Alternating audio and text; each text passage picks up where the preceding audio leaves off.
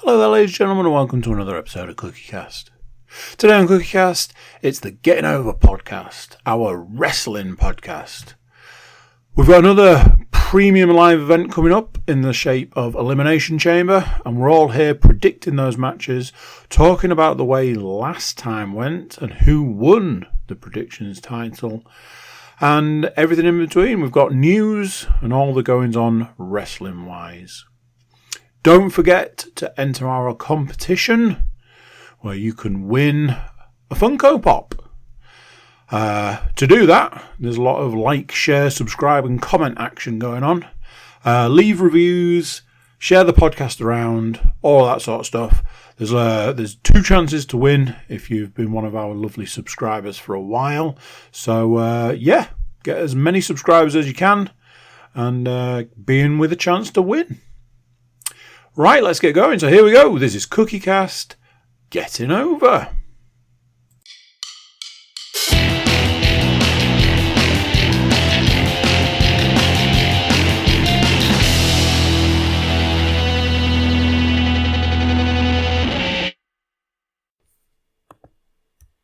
Recording in progress.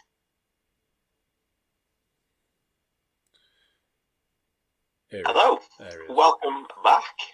It is time once again, and we are back once again, like the proverbial renegade masters that we indeed are. I have no idea what that means either. Welcome along, one and all, to the latest instalment of the home of all things WWE and wrestling on CookieCast, the Getting Over podcast. And the road to WrestleMania is kicking into top gear again, and certainly a road that I cannot travel alone. So we've got, as always, Mr. Andrew Cook. Good evening. Mr. Paul Williams. Hello. Mr. Paul Williams. Is Mr. Paul Williams about me? Is there? He is saluting. For you audio listeners, he will be playing the part of John Cena and not saying hello to you at this point in time. And Mr. Matthew Moore, also again. Everybody's Hello. here. Hello, gents. Thanks for joining. How are we all? Good. Yeah, can't complain. All good this end. Good. Excellent. So, this time around, back in its usual slot at the top of the show, the prediction title comes back around, and defending champion, now I haven't said this very often, defending champion Paul Williams, desperate to hang on to the gold this month. Did that happen after the Royal Rumble? Well, we'll get into that, shall we? We'll get into it a little bit of Rumble action. We had a maximum of 13 points because of all of the different bonus options that we had within the men's and women's Rumble matches. And in reverse order, we have head of the CookieCast table himself, Mr. Andrew Cook, in 4th place on 4 points. This is disgusting. In joint 2nd place, we have Mr. Matthew Moore and the now former predictions champion, Mr. Paul Williams, on 6 out of 13, which leaves me picking up the title once again. Paul, there he is, head in hands. And I managed to get 8 out of 13 points. So I was pretty chuffed with that. And moreover, I think the only actual winner that I didn't get was the women's Rumble. So I was again. I'll just sit here, toot. You know, there we go. I was literally just about to say, don't be blowing your own trumpet too much, there, Chief. well, like I say, the Rumble is one that we can get into nicely, and like I'm assuming that we've all seen at least parts of it by now, if not all of it. We had a lovely long train ride for me to start on the way back from Edinburgh. But yeah, like start with the women's Rumble maybe. So weirdly, seeing as that was the last match actually on the show. But Rhea Ripley winning the Royal Rumble. How do we all feel about that one? Was the clear way to go from my perspective. I picked her. So I obviously must have an in with the writing team, so to speak. Best mates with Trips. Dominic the ex-corner, you know, as the. Well, we've both done time, haven't we? So, you know. At this point, we should probably point out. Not actually true. So it's a good lad, really. Occasionally, but yeah, Rhea Ripley had the hard road, if you like, being as the fact that she'd already been out once in the night to interfere in the men's rumble, which we'll get to in a little bit. But also the fact that she went in at number 1, so has run the full gauntlet basically. I'm quite happy with Rhea Ripley winning. It's a new face to add to the women's rumble winners for sure. It's somebody who's gathered a lot of traction in the last 12 months. Somebody who's been on the cusp of that as well for the last 2-3 years, really. And she now finally gets the rematch, as announced shortly after, with Charlotte Flair. So we get a redo, if you like, of COVID Mania, but this time in front of a crowd and for a different title. So they'll be vying for the SmackDown Women's title. I do have a little bit on the whole women's titles situation, but we will definitely come to that later in the episode.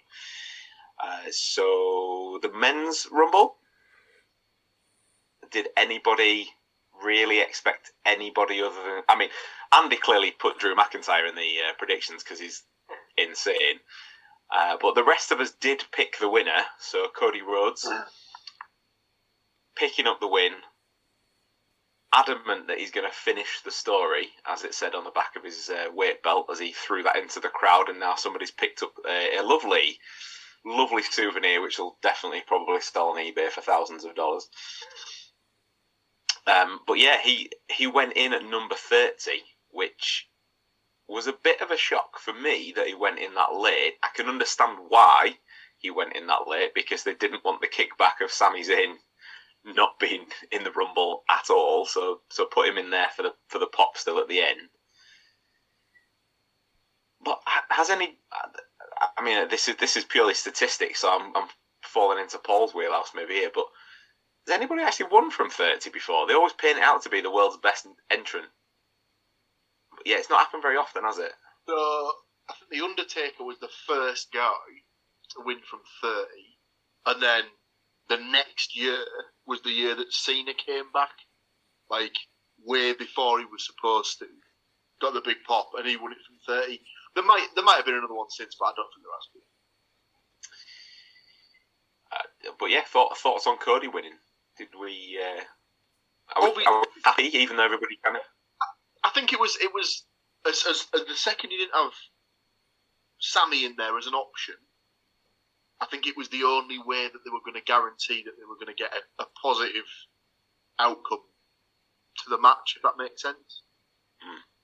And also the placement of the match on the card kind of made it obvious. Yeah, because it was kind of obvious that if you're going to have Sammy in it, you'd imagine there'd have been some sort of interaction with them backstage before the event kicked off, saying, right, this is this and this. I need you to do this. This is your task or whatever.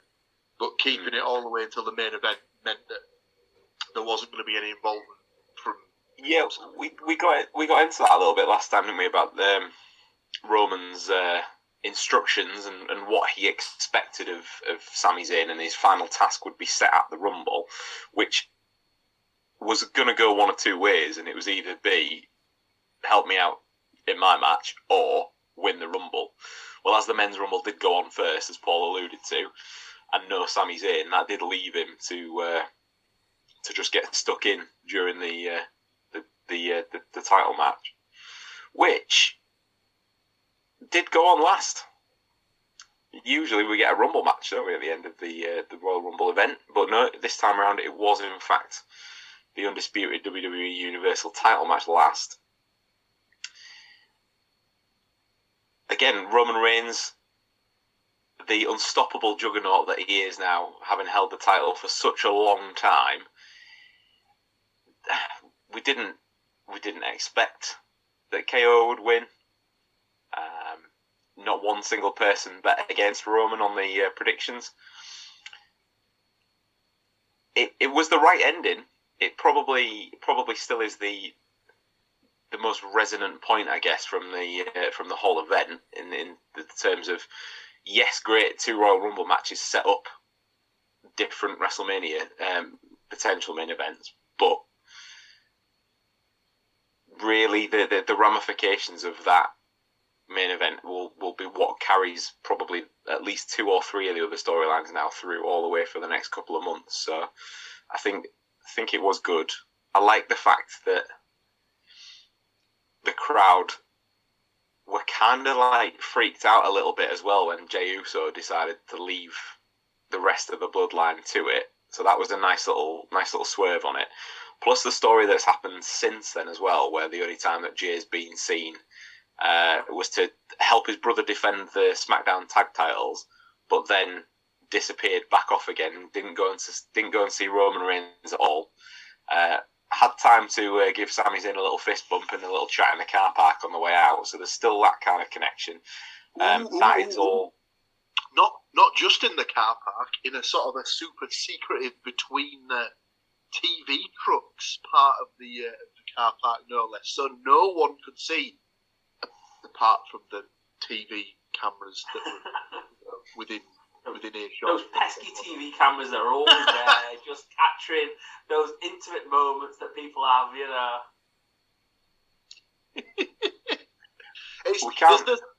You can put that in there with the guy backstage is watching the match, but apparently has never watched TV before in his life, so he's watching it from that angle that no one watches TV at. Maybe that's what Vince's defence is for all these kind of misdemeanors that he's had. Well, the WWE cameras didn't catch it, and they catch every kind of misdemeanor that goes on in wrestling. That's just fun.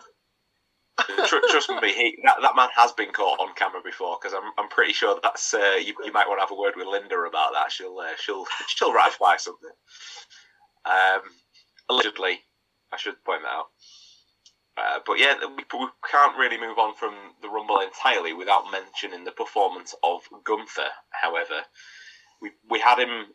We had a pick for most eliminations. I was the only one who went for him, so that was my cheeky little pick up there. But he broke the record for the longest time as well in a standard Rumble match, I should say, not in the Saudi timings. But he was in for something like an hour and 14 minutes plus. I was gonna say he got into the 70s minutes wise, didn't he? So that's pretty good going. And he didn't even look as if he was like particularly blowing at the end of it. He looked like he was still in pretty good nick. It's a massive improvement considering like we've seen him wrestle in the past in his previous guys as Walter in Progress and stuff like that, and 20 minutes would seem to be a struggle a lot of the time. And that is going against, God, we saw him against Trent Seven. So we say neither of us was svelte at the time. And that was a 20-minute match. And by the end, they were dragging each other through that. An excellent match as it was, but they were dragging each other through said match. Yeah, it is absolutely testament to the work that guy has put in and invested time that he's invested in himself since he got called up. It started, didn't it, when he went over to the States for NXT more over full time, but he's just continued to get himself. It's difficult because you don't want to say into shape because he's always going to be that big guy kind of wrestler, but he's not obviously going to gain any height, but he's certainly lost some of his width, which has probably helps his longevity. He's on a hell of a run as well as Continental Champion. I think he's broken into the top 10 longest single reigns as well now.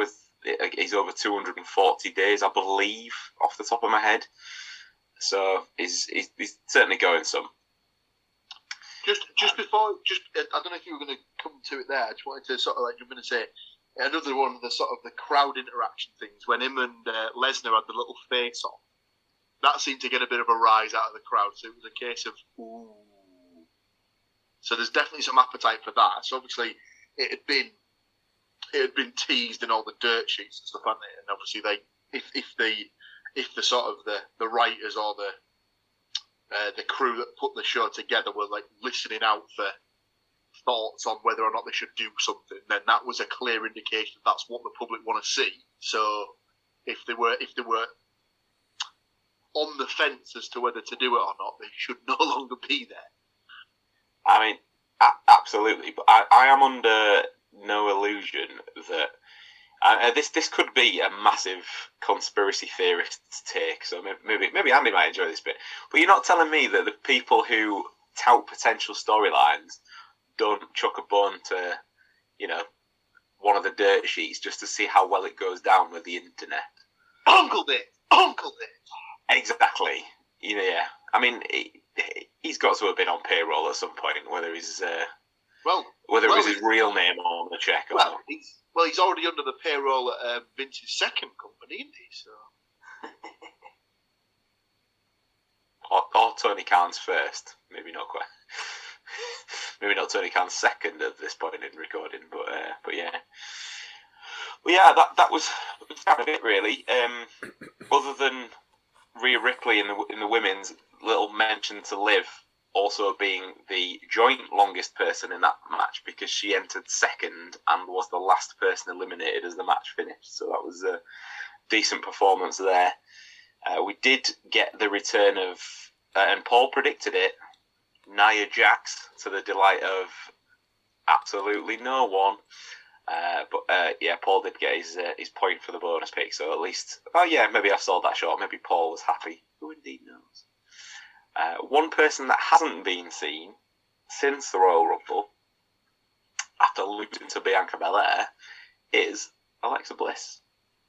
And as regular listeners will know, we do have a little bit of a competition. It's still been going. It still needs to go. So here it is. If you're not on the YouTube right now, get yourself over, you will see the Alexa Bliss pop or one of the Alexa Bliss pops that is up for grabs. If you aren't subscribed to the YouTube channel for CookieCast, you know what to do by now. Just give that button just a little bit of a press, and we will potentially be delivering that to your house. So yeah. As regular listeners will know, if once we get to 100, it will be given away, and one of the original 50 also have 2 chances to win as well, because there is another one that sat just down to my right as we record. Speaking of Little Miss Bliss, not been at a WWE event since the loss to Bianca, she's not actually known to be injured, so it seems some scheduled time off may be in order. I'm not sure that that's necessarily for personal reasons, because she has had quite a lot of time off in the last year, because she's only just got married and then she had the honeymoon and all the rest of it. I'm kind of thinking it's more for a little bit of the Uncle Howdy story to kind of brew a little bit. There was a heavy involvement of Uncle Howdy at the Rumble, mainly in the Bray Wyatt match, or that being said, in the Mountain Dew Pitch Black match that Bray Wyatt just happened to be there for.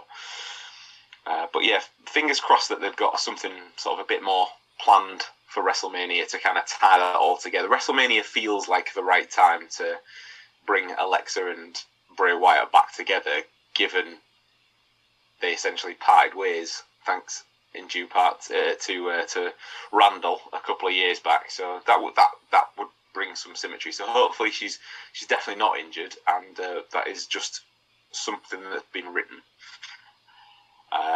Other stuff that we've got news-wise, following a surprise appearance, and probably was about the only one in the men's Royal Rumble, NXT commentator and WWE Hall of Famer Booker T has announced his in-ring retirement. He'll still continue to work with WWE, of course, on the NXT brand, and he trains his own students in his Reality of Wrestling school. But he has confirmed, as far as putting the boots on again, that was the last time. I really like Booker T as a wrestler. His commentary on SmackDown was also pretty good. NXT I'm still struggling just a little bit. I don't know if it's because Vic Joseph isn't strong enough to carry him necessarily on his own, maybe. I'm not sure.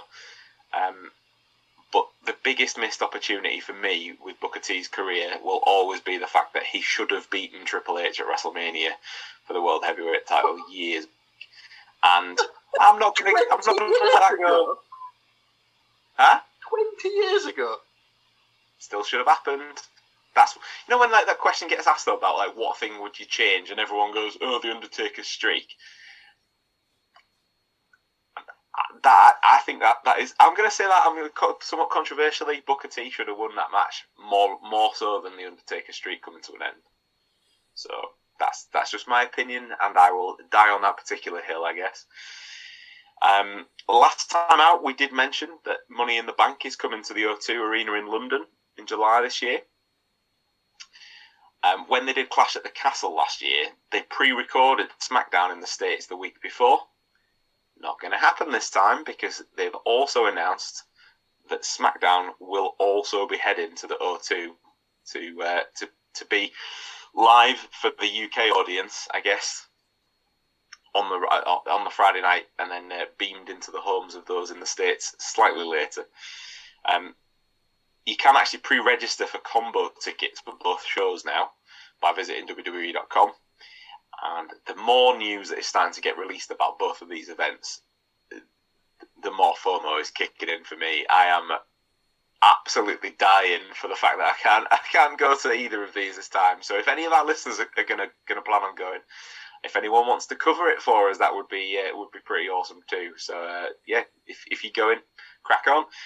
If you want to get in touch, even better. Let us know what the experience was like.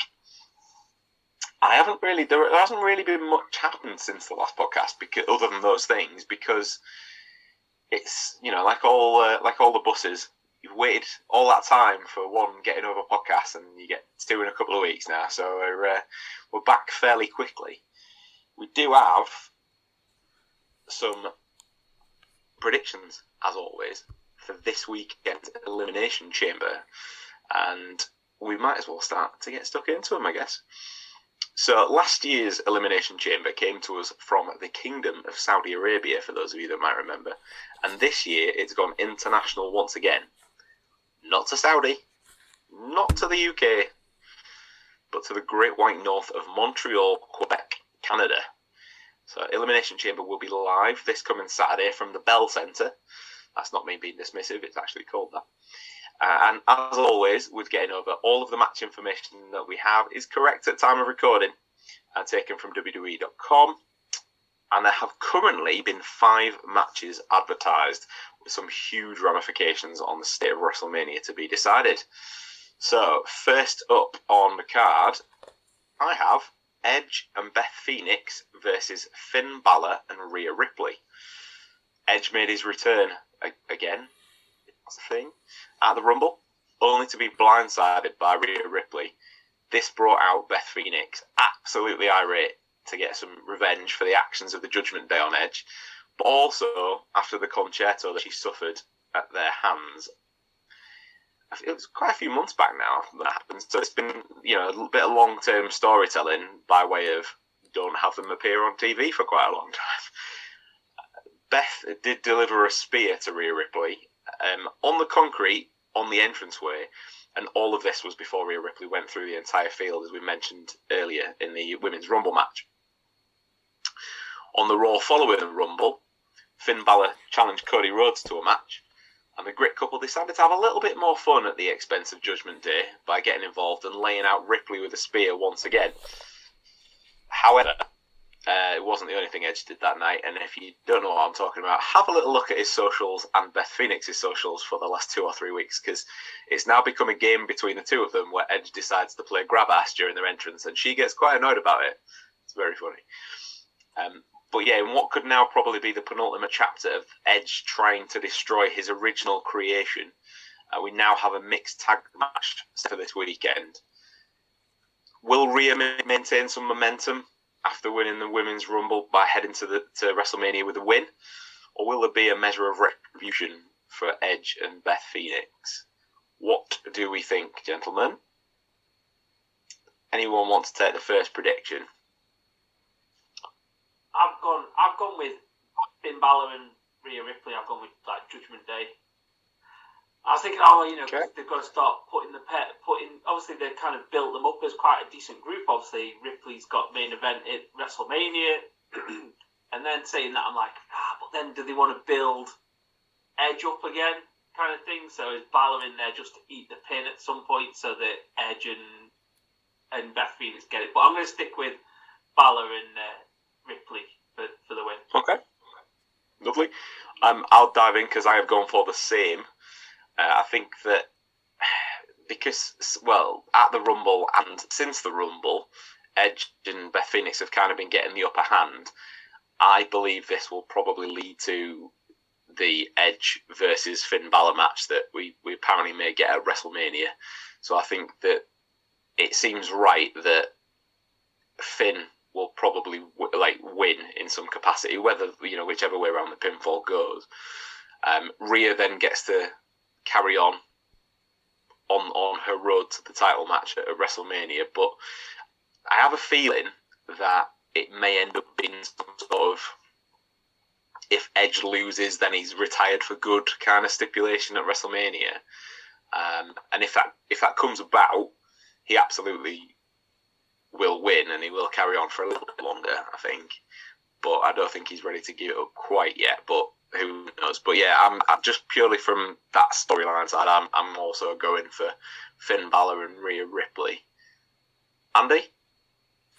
So, when I did my research earlier today, my research led me down the path of the same as you guys. And then I saw one thing, as I was about to write it down, I saw one thing and I was like, interesting. Is Edge from the Great White North? Yeah, he's from Toronto. Yeah, I'm starting to think that they might just play into the he's going to get a win in his home vicinity. So for that reason, I've gone with Edge and Beth Phoenix, please. Okie dokie, I will put you in the book, which leaves us with Mr. Williams. Yeah, I'm in the camp of Mr. Cook there, not necessarily because of the hometown boy ideal, but I do think that Edge and Beth will get the win, mainly because Balor just has not been booked particularly strong ever since he took Edge's spot. Yeah, I just don't see him changing that anytime soon. So stick me down for Edge and Beth, probably with Edge getting the win. Okie dokie.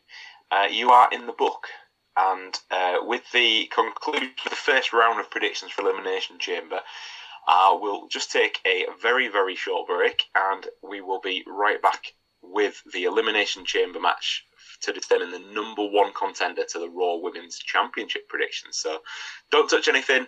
You won't notice anything. We will be back in your ear holes and eye holes momentarily. Recording in progress.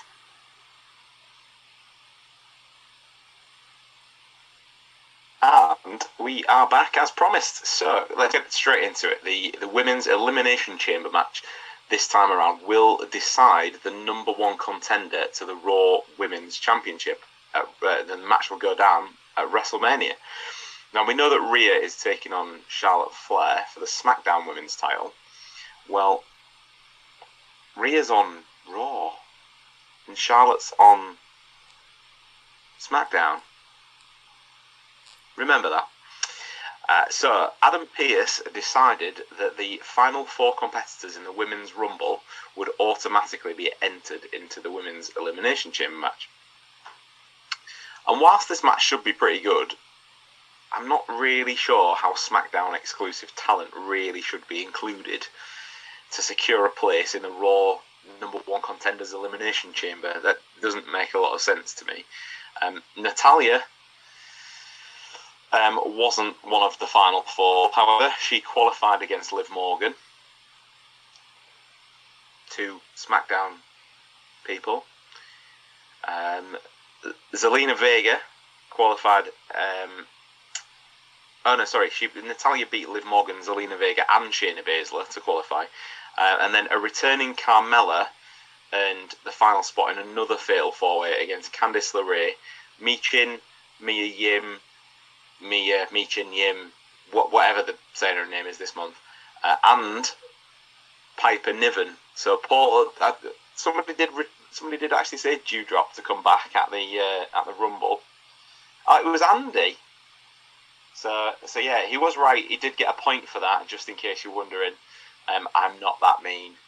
But she has come back as her original name from her NXT days as Piper Niven, fully tartaned up to the max, just to make sure that you definitely know that she's going to be ticking all of the stereotype boxes for a few weeks at least. But yeah, another one who got a decent. Sorry to jump in, but another one who got a pretty decent pop. Yeah, but do you think the pop though was because it was her, or do you think it's because they were like, "Hooray! They've finally given up on this whole Dewdrop rubbish and just let her be herself"? But yeah, we almost got some extra competitors here as well, because this past Monday on Raw, Becky Lynch and Bayley tried to get themselves added, but they actually lost in a triple threat match to Bianca Belair.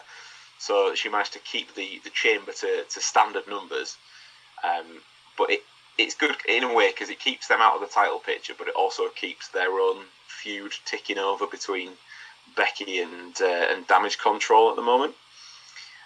But yeah, I guess regardless of how the women did qualify for the match, and which show they should be on, seeing as we're all supposed to have forgotten at this point, which woman in the match is going to be punching her ticket to the grandest stage to take on Bianca Belair? Will it be Carmella, Nikki Cross, Raquel Rodriguez, Asuka, Liv Morgan, or Natalia? Andy, do you want to kick us off on this one? So, I'm going straight in with Asuka. I have a feeling this may be a very popular choice. I can already see 1, 2 hands. 3, yay! Clean sweep. Wow. I mean, in keeping with my usual comedy levels on this podcast, I almost didn't have to ask you. So there you go. You're welcome. Yeah, I know it's bad. I'd get my coat, but then these three would be on their own. And yeah. So Asuka across the board.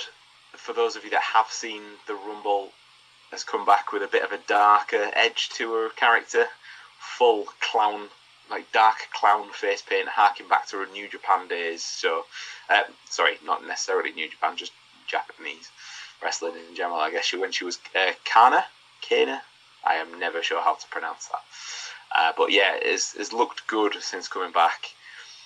Without being too disrespectful to the rest of the women in that match, is there really any star power in that match other than Asuka? I think Rodriguez has got a little bit of something about it.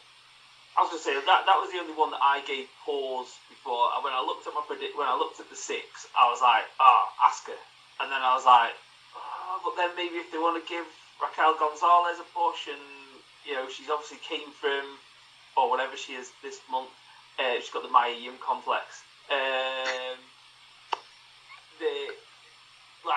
I thought, she came from NXT, obviously with the kind of the big kind of, she's like the enforcer Rhea Ripley kind of vibe to her, and then it's kind of fallen on its arse due to kind of various name changes and stuff like that. So I thought maybe they might give her a bit of a pop, and obviously I'm kind of looking at this match, and she is that big kind of, not kind of wanting to make a link, but obviously a bit of a Braun Strowman kind of the bigger one in the bigger one in the match, to be that kind of use the Elimination Chamber as a weapon. But I don't know. I just thought, no, I'm just going to stick with a really kind of chalky kind of prediction with that one. I'd be very surprised if Raquel isn't the last one eliminated. I think it'll come down to Asuka and her, because I think they'll use it to kind of build her up a bit. But then, you know, if it's not Nikki Cross or Liv Morgan out first, I'll also be very surprised there as well. Not necessarily great reading, I don't think, for the rest of them. But then, was there anybody else really they could have put in similarly as well? Doesn't like some of the people that they beat in qualifying. Candice LeRae's not really been around much, and that's not necessarily any fault of her own. She's obviously had family stuff going on.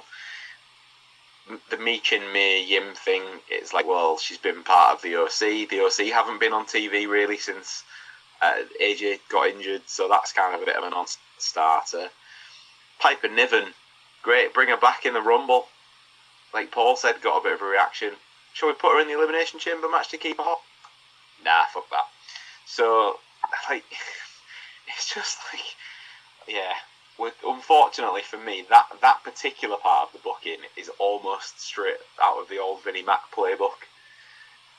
But yeah, I'll not lay into it too much from that point because we've got other matches to discuss, and one that may whet the particular appetite of a member of this podcast is up next with Bobby Lashley versus Brock Lesnar. Now, these guys have gone to war on numerous occasions over the last year or so, but the rivalry's not exactly been rammed down our throats, and that's probably likely due in part to Lesnar's schedule and Bobby mingling with the US title for a good portion of the time. However, we know that Lashley defeated Lesnar at the Rumble last year in 2022 to win his second WWE title, and then Lesnar took the title back only a month later.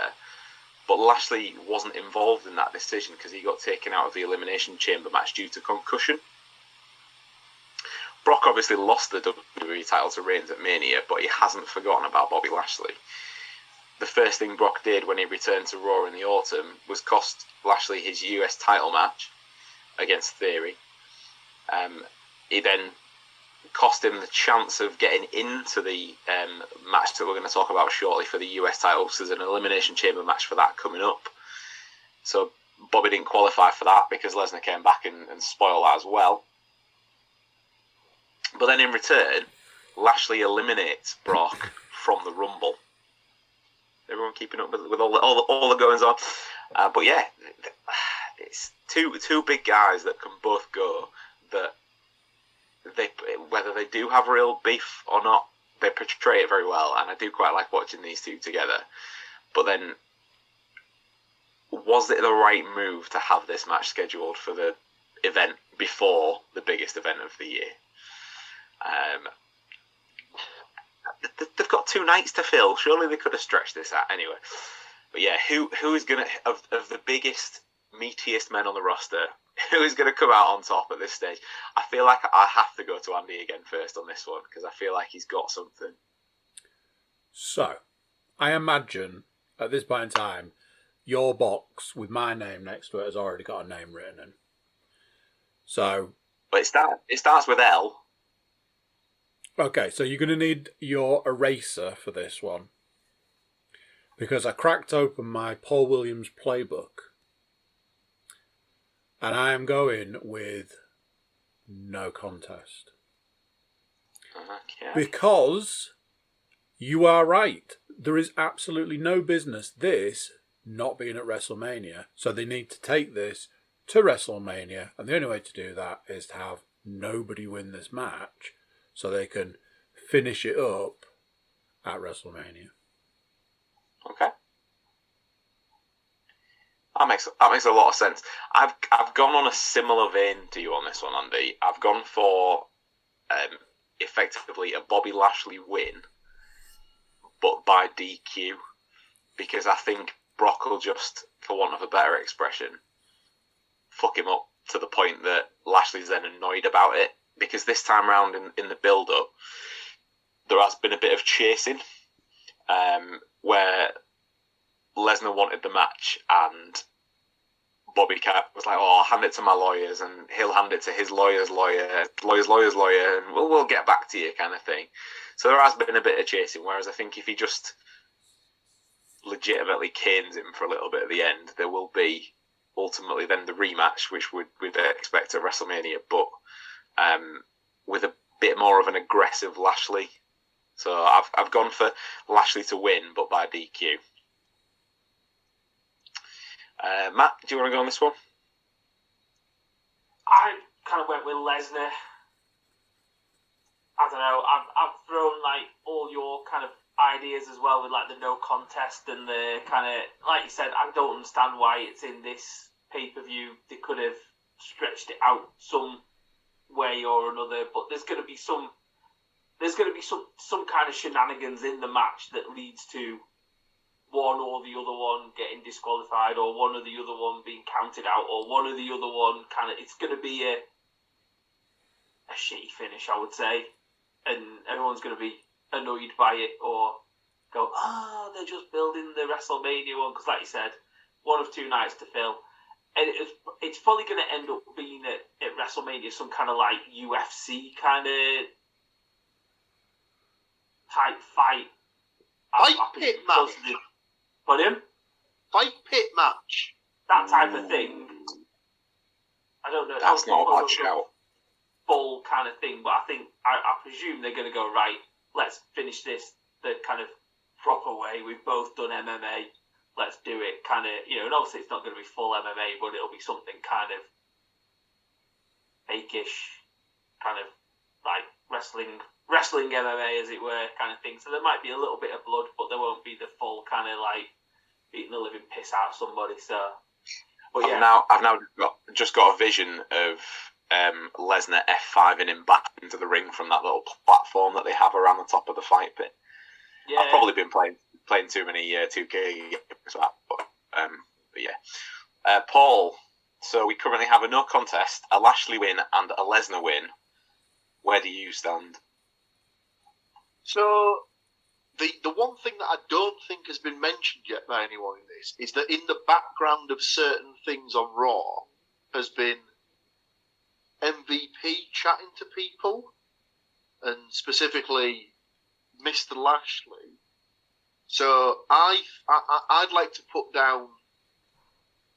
I need to work out the way that this would go. So Lesnar win by DQ because the Hurt Business gets involved and sort of technically costs Lashley the match, but he ends up as he loses the battle but wins the war sort of thing. So then, if they then fight again at WrestleMania in a fight pit match, as you've also said, that cage keeps them out, right? Correct. I think that writer's job's still going, Paul, if you're trying to get your application. Okay, so we have a... I'm making far too much of my current job. The car fault. Oh, yeah, well, I'm not going to mention anything about your iPad. So, right, we've got 2 matches left on the card. So the next match I've got is the Elimination Chamber match for the US title. So Austin Theory going in as champion versus Montez Ford, Johnny Gargano, Bronson Reed, Seth freaking Rollins, and Damian Priest. And unlike the women's match, each challenger to the US title had to go through a singles qualifier this time. So Rollins defeated Chad Gable, Gargano overcame Baron Corbin, as has anybody that's fought that guy in the last 2 months. Bronson Reed squished Dolph Ziggler. Priest beat Angelo Dawkins. However, his tag partner Montez Ford bested Elias to take the final spot. Had all of those qualifying matches been the reverse outcome, what an entirely different prospect this match would have been, because this would have been first on the list, get it out of the way, nobody would have been interested. But it's just a really simple one, really, in the sense of the winner of this match then has the chance to defend the United States title at WrestleMania. So who is taking the title to Hollywood? Matt, do you want to go first on this one? Yeah, I've gone for dead boring and retain for Theory. Yeah, I think this may well be popular as well. So yeah, everybody's saying Theory. When I saw Ford, I was like, who the hell's Ford? And then when he said Montez Ford, I was like, oh, right, yeah, that guy. And then I immediately thought, oh, maybe they'll stick it on him. But then, no. So yeah, I just think a Theory retain. I think obviously he's the big push at the moment in terms of that title, and it seems strange that they take it off him before WrestleMania. Now WrestleMania, however, it might be the time for him to lose it, but I don't think at the moment. To quote a different Matthew, as in Matthew Hardy, Ford is in there to be the spot monkey of this match. That is all he is there for. He will be jumping off one of the pods or like pulling himself up like John Morrison to the top of the cage to fall down on everybody else. That is why he is in this match. Sorry, Paul. I think I agree.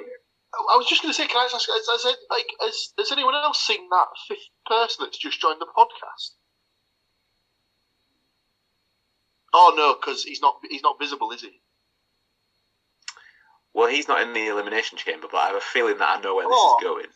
I'm fully aware that he's not in the Elimination Chamber, but he's definitely waiting in good old LA for his regularly scheduled WrestleMania appearance, and obviously the seeds of this were sown summer of last year, maybe. Yeah. I think it's one of those ones where I'll be very shocked if we don't end up with the Austin Theory versus John Cena WrestleMania, potentially even being a headliner for for the first night, essentially. Imagine if just for one night they bring back the US spinner belt as well. What, to just shift a little bit more merchandise? I mean, I don't know anybody that subscribes to that as the... So yeah, okay, everybody is in the book. Everybody has gone for Theory. Everybody fully expects that to be a match on the card in time. Although the rumour that's doing the rounds at the moment is that it's going to be a United States Open Challenge at WrestleMania that absolutely everybody will be surprised when Cena comes out, right? Exactly. So, last up then, the undisputed WWE Universal title match. Roman Reigns defending champion versus Sami Zayn. So after Roman has claimed that Zayn destroyed his family at the conclusion of this year's Royal Rumble, Reigns looks to destroy Sami in front of his own family, with the match taking place in Zayn's hometown. There's a host of questions to be answered. What part is Kevin Owens going to play? Obviously, Sami came to his defence at the Rumble. What is the status of Jey Uso, who, as we mentioned before, has kind of been missing in action directly for Roman since the Rumble? But yeah, for me, this storyline has been the thing that's kept WWE ticking over in the last year or so, and certainly the only thing that's added any kind of interest for me to Roman's hefty title reign. I think if anybody else had have had that title for the amount of time he's had it, I look at the backlash that Lesnar got when he was doing essentially the same shtick, where he only turns up for the big stuff, really.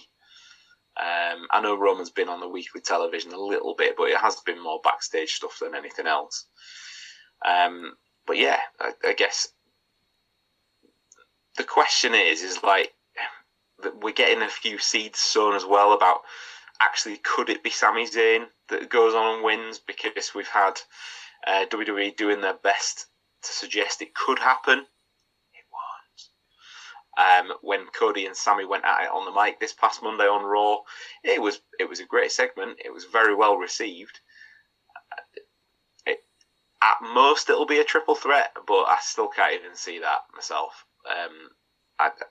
We'll get into that. But I've also been very vocal on this podcast, saying that Roman's championship reign will continue until he's going to take the titles all the way to Hollywood to face the Dwayne.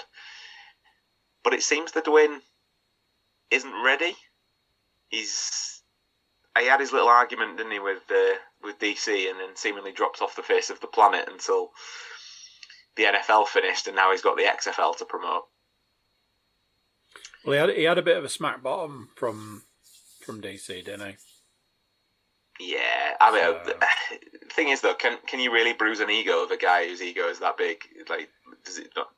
But when you come across as the perpetual celebrity, always doing the right thing, always, helping everybody out. Only when there's a camera there to film it, though. Yeah. He did do a few people dirty on that DC thing. So yeah, he did. But are we gonna get that as a swerve this weekend? Will Elimination Chamber finally be the place where he shows up? Or is it just going to be the guy who spent the last year trying to get the acceptance of the tribal chief finally going to be the guy to dethrone him? And then we would get Zayn versus Rhodes at WrestleMania in theory. But yeah, as you've probably guessed from what I've said already, it's just Reigns all day, every day. Even on the 8th day, if it was a thing, Reigns would be going in every single time for this one. I think there was a nod there from Andy as well. Yeah, I mean there is this element that I think we've gone past the point of it being boring, and it's come back round to like now we are very much in the camp of we just need to get to WrestleMania so that the Dwayne can turn up and kind of put us all out of our misery on this one, so that this whole situation can kind of move on past this. But then I'm not sure it will. My thing is, how does somebody like John Cena and Dwayne Johnson come along and take the titles when they're not going to be in it week in, week out? So that always confuses me. But it's not going to be anything other than Roman Reigns until there's something big enough to stop that. So, I mean, stick me down for Roman Reigns, please, as if that's any surprise. Yeah, you're already in. I'm not sure because if The Rock doesn't turn up at Elimination Chamber, they won't have him turn up at WrestleMania to cost Reigns the match, because that would then kind of like crap on Cody a little. Oh, Matt's going for it. Go on then. What if? So obviously put me down for Reigns because that is definitely winning this week. But what if it's Cody and Roman on the first night? Then whatever goes down there, Rock comes out at the end of the first night. Second night, it's him and Roman for that. If that happens, they will promote it earlier than that, though. I think. I don't think they'll. I wouldn't have thought they'll do it as a surprise. No. Bear in mind, WrestleMania is big enough where you like.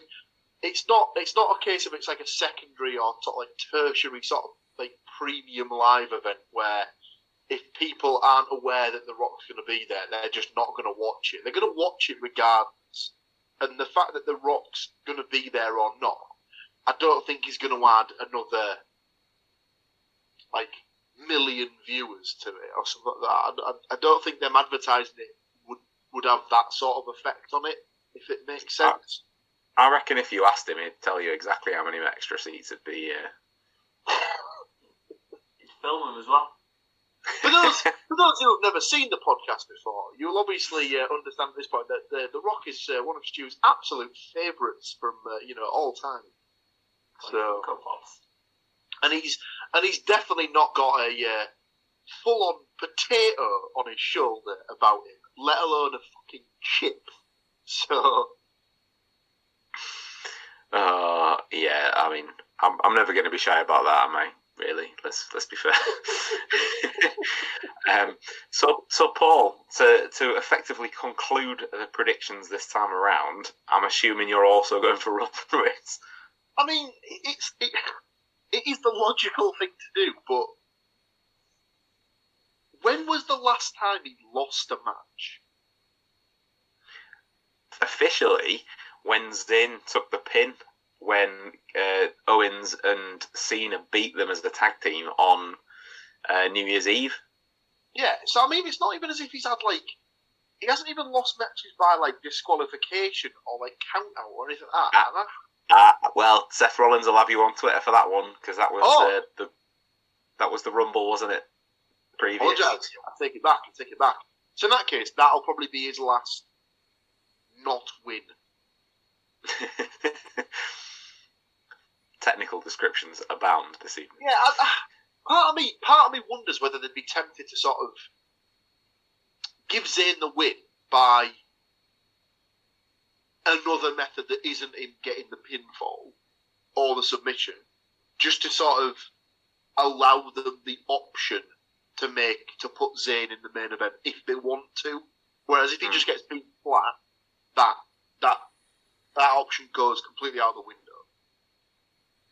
Or I suppose you do the option where you have him look as if he's going to win, where the ref's down and he's got Roman beat, and he obviously he's got the cover and everyone's counting the pinfall, but there's no ref to count it.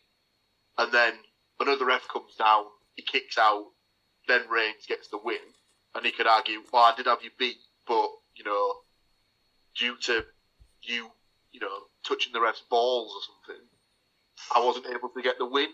So I think there'll be some shenanigans, if it were.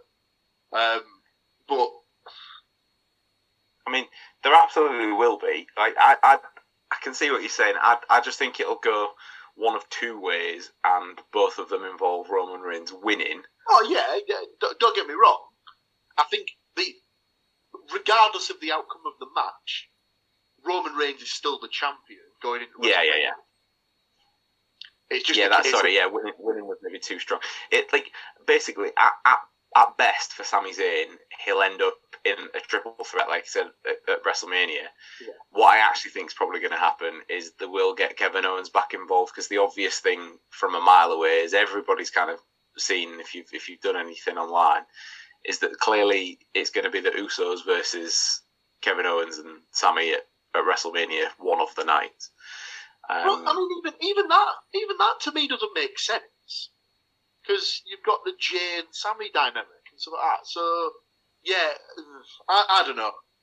But I tell you what, just stick me down for Zayn to win by DQ. Okay. Wow. Okay.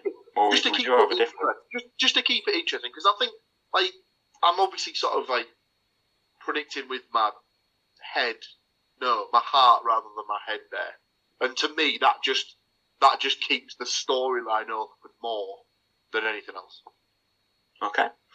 Well, that does give us a very, considering that we've all got Asuka and we've all got Theory, it does vary up nicely. So we'll hopefully not need a tiebreak next time around. But yeah, that is it. That is the predictions done and dusted. Everything is in the book. Because there's not really been that long between the Getting Over podcast this time, I don't even have anything on my list for any other business. So has anybody got anything else? Was it Jeff Jarrett's dad died yesterday? Yeah, Jerry Jarrett, of course.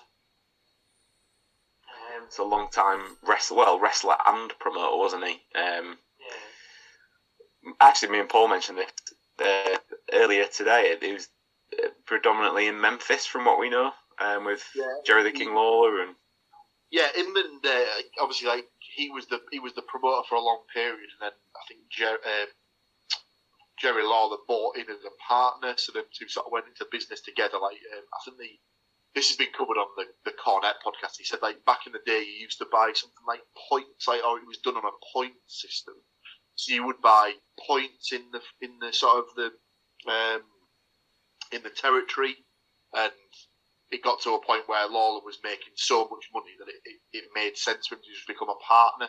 So those two became partners in the territory, and then they sort of ran the business for however many sort of decades after that. But yeah, sad. Obviously, passed away on Valentine's Day. So sad time. Yeah, important figure kind of in the history of wrestling, I guess, in that regard. So, thoughts to Jeff Jarrett and family, because it's not nice. Yeah, his dad was, an elderly guy, but Still not nice, is it? No. So yeah. So And then I went to see actual real life wrestlers as well on Saturday. I went to North. Oh yeah. At Anarchy Brewery, which was really good, really good. I think Liam Slater's their current champion, and he wrestled Gabriel Kidd, who was like a big up and comer in the UK scene. Is over in New Japan at one of the dojos there, and that was a really good match. Man like Doris and Leon Slater in Boisterous Behaviour, they were really good. That was a really good match. Who did they wrestle against? I don't remember who their match was against. Michael Oku, or the OGMO, and Robbie X. That was a really good match as well. But yeah, really good night. Loads of good matches. Yeah, so shout out to North Wrestling. Oh, Warhorse was there as well, and that's always good. And that was Warhorse and Amir Jordan, so that was a really good fun game. Oh yeah, a game match. And Joe Henry was there as well. Complete with musical entrance. With musical instrument, and with his his dulcet tones wooed us with on his way out. So yeah. I mean, obviously I can speak from experience, having been there with Mr. Moore myself. But wrestling in a brewery is just like, yes please, more of this. Particularly when you've got the obviously the brewing equipment on a clear kind of glass kind of thing. Oh yeah, and then the wrestlers can go in there and wrestle next to all the brewing equipment, which definitely didn't happen this weekend, and people's faces weren't mashed up against the window and all that kind of thing. So yeah. If you go onto North's social medias, there's definitely pictures and videos of people in the brewery, like literally in the brewing part. Taking part in wrestling. So yeah, very good. Get yourself down there. Cool. Is that everyone done? I think everyone's out. So I like Elimination Chamber. It sometimes can be a little bit passed over because it's so close to WrestleMania, but it's still a good watch. Like, I think that's why they have the big spot matches at this point. So if you are indulging this weekend, enjoy. As usual, get in touch on the socials, leave us some comments underneath the video, let us know your predictions, see if you can indeed beat us. Go for it, why not? So thanks everyone for joining us again, and thanks to you guys for listening. And don't forget all the usual stuff. Give us a like, give it a subscribe, and tell all your friends. Cheers guys, thanks very much. So there we go, what do you think to that? Another one done. Another premium live pay-per-view event. Oh, I'll never get my head around it. Another one gone. Thank you for listening. Thank you for watching. Before you go, please do consider like, share, subscribe and comment. Drop any reviews you want to drop. Share the podcast around. Check out the website, thecookiecast.com. Send us your predictions. That's what you can do there. You can get in touch with us through social media and an email button that you just click and send us a little email. That's it for this one. Till next time, I'm going to say bye, and I'll see you then. Thank you for listening to this episode of CookieCast.